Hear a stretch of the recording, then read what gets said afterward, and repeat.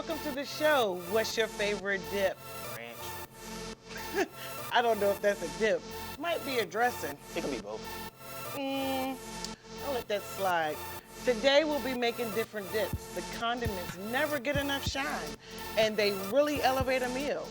What's French fries without ketchup? Let's get started. Started with the dips. The first one we will talk about is the rotel dip. You want to get 3 pounds of ground beef, 1 chopped onion, some garlic or garlic salt. You want to brown the meat in the pan, and once that is brown, you want to drain the grease, add the taco seasoning, and place it back in the pan that you're going to use for the oven. You want to add in your Mexican shredded cheese, your sour cream, and your cream cheese. And you're going to place it in the oven for 30 minutes. Your second dip you want to work with is a Mexican street corn dip.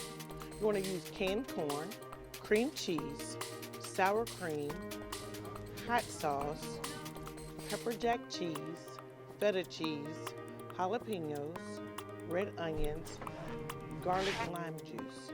If you can't find the garlic lime juice, you can always just take some garlic and some lime juice and add it together. Place in the oven for 30 minutes. Spinach dip will be our next dip, and you will want to keep your cream cheese out at room temperature once it's softened.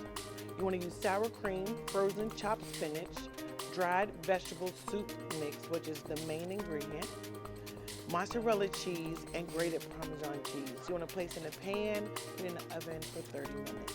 Third dip, the buffalo dip, which everyone loves. You want to use shredded chicken breast. You want to use ranch dressing, cream cheese, Frank's hot sauce, and shredded cheese of any sorts. You want to place it in your crock pot for about 30 minutes. Stir it every 15 minutes. So there are plenty of dips to try, and if you're new to the kitchen, it's a great way to dip your feet in.